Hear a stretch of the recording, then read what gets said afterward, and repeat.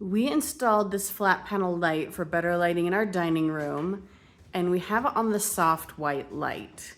We also put it in the living room with the same soft white light.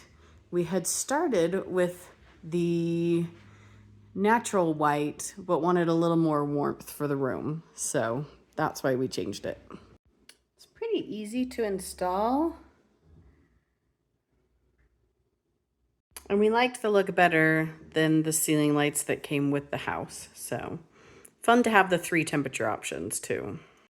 It is super helpful to know that you have to change the color temperature on the side of the light. You have to take it down from the mount just a little, it hangs, and then there's a switch. And then you just put it back up. It doesn't take very long, but you do have to get out a ladder to do it. And here's a better idea of how it looks when it's a little darker in the room. It's very natural and pleasant.